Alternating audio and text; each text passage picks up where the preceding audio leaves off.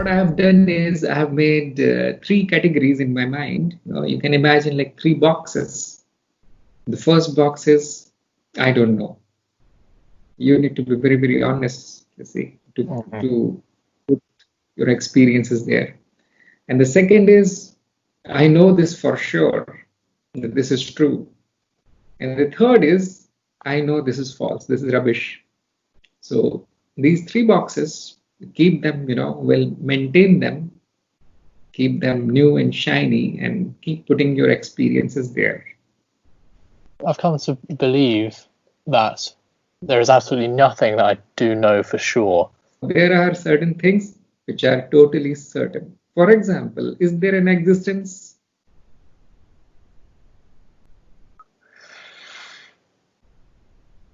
Let us not use the word exist. Is there something? There is something. Yes, there is experience. How certain you are? I am completely certain. You do not know what is the nature of it, and you do not know it is outside or inside something, but you are 100% certain, and that goes into the box of I know. Now, is there a knowing? Is there a consciousness of something? Can there be something without knowing it? So that is the second thing that you are certain of. Now you tell me, that which is known, is it constant or is it changing? That which is known as constantly changing. That is another certain thing, isn't it? Another certain thing. Now, whether that which is knowing, the knowing part, is it changing in any way? The known is changing. The knowing has always been the same. Yes, it is the fundamental aspect. You cannot say that it exists. It does not exist. So he was right. The Seth was right. So what we say is the world exists, but the knower does not exist. It is something which knows the existence. You cannot know it. So another thing, you see, and now you can take a look at the experience. You can say, yes, it is changing, but how do I know it is changing? Whatever is experienced is change, and that change is known only by the memory, through the memory. What is memory? We have a name for it. We call it a mind. Isn't it? It's a subjective experience. Can you say the memory is physical? No. But memory is always recall. Your past experience is played back in your mind. It is a subjective experience. So what we say is there is a memory, but it is non-physical in nature. It is mental in nature. So there's one more thing that you can put in the box of certainty, that all the experience is mind created. And like this, I don't want to drag on this discussion because we have done this many times. And this is how, through your direct experience, you can go on adding to the box of known things, certain things. Now, let us say one day you hear something, you say that this brand of phone has 20 cameras on it. Okay. Somebody shows a picture of it. In which box can you put this information? I have to find out whether it was true by looking at it, or obviously. So right now you can put it in the box I don't know. Oh, right. Yeah. Now let us say that your president tells you that we want to attack the neighboring country because they are our enemies. They are robbing us of our money. Now, what are you going to do? In which box are you going to put it? Well, I don't really know, for sure. You're not sure. It's not your experience. It's not in your memory also.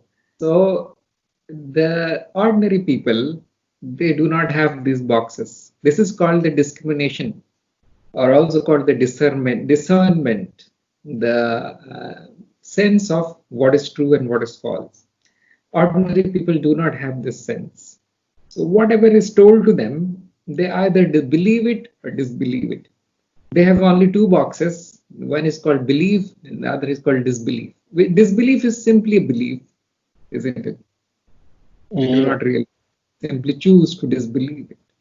So, and that is why their lives are full of ignorance, and the ignorance eventually brings suffering, and they are slaves of these cunning people, evil people, who use them as slaves, just for earning money, for controlling resources, or for causing wars, or killing each other. You see, so their lives and consumerism and destruction of environment and all these communal violences and uh,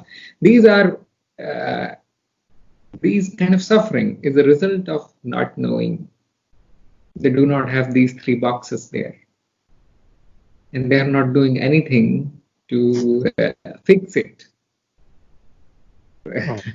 Okay. What it does is, because the seeker has these boxes, will not take an action if the event or the experience falls into the category of I don't know, or I'm not certain of it.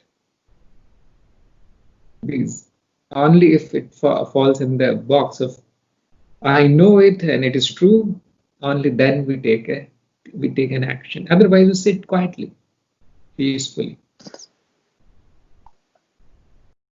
Okay. What is an example of the false one?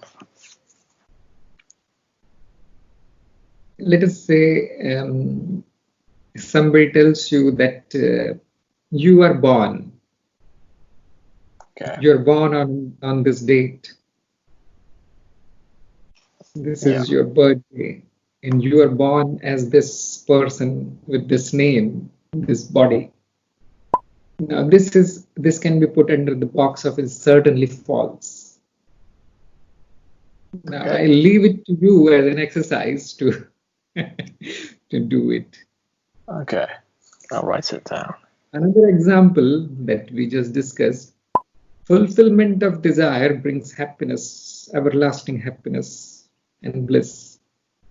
You Yeah. can put it, just like a junk box, you see, trash can, trash it into the box of, I know for sure this is not going to happen. This is false. So whenever you see an advertisement on the TV that buy this crap from me, it is gold coated and it is going to cost you one arm and one leg and your newborn child, just give it to them, give them to me, and you will get extreme pleasure, just like this fellow who is like dazed fellow on the TV who is doing this bad acting that I'm happy after buying this product.